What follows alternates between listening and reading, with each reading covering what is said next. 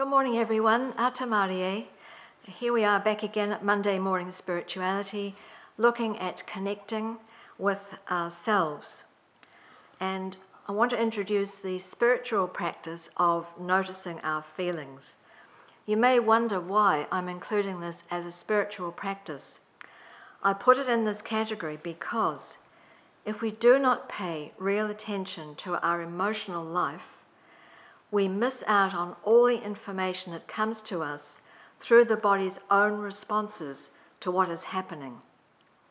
It can be very easy, for example, to click on an emoji to add to a message on Facebook or Twitter or whatever, without really feeling the emotion which the emoji represents. So what we're on about now is trying to become more aware of our feelings. I want to use the analogy of going tramping or hiking if you're watching this from somewhere other than Kiwi land. If we were going tramping or hiking, we could get by with a minimum of words to describe a track in the bush, in the forest. It's uphill, some streams to cross, no shelter above the bush line, and so on. But we'd be much better prepared for what lies ahead if we have more to go on. Details like a 2-kilometre rough track with dock markers, those orange triangles, a narrow ridge exposed to a strong southerly, 3 narrow stream crossings prone to flooding. See what I mean? If we only have our ideas and thoughts about something, it's a bit like going with an incomplete set of directions. So our feelings are critical to giving us a fuller picture and preparing us better for what lies ahead. Now, a lot of us use a narrow range of feelings, things like, oh, well, I'm tired, I'm hungry, I'm sleepy, and so on. But feelings are more revealing and more helpful if we can pay close attention to what's going on in us physically, and if we can expand our feeling vocabulary so we have more words to describe our inner landscape. If we go back to our 2 face icons, what feeling words could we use that better describe what's going on inside us than just happy or sad? Under the happy column, we might think of words like contented, relieved, delighted.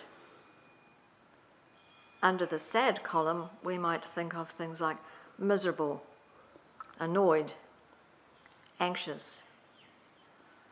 You can see already how expanding the feeling vocabulary gives us much more insight into what is really going on in us or someone else who has expressed those feelings.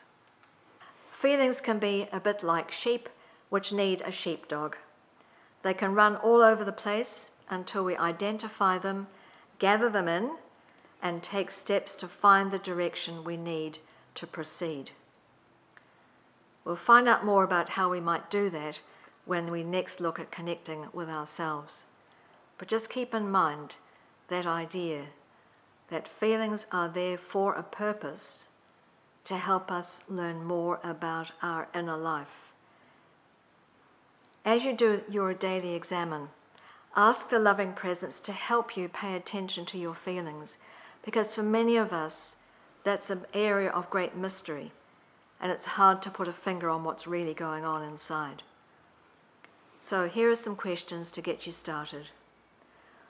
What has happened to me today to trigger an emotion? What was the emotion and how did I handle it? What has happened to me today to trigger an emotion? What was that emotion and how did I handle it? You may like to talk to God, to loving presence, or do some journaling about what you've discovered. This is an important route to self-knowledge, an important route to knowledge of God, an important route to connecting with yourself.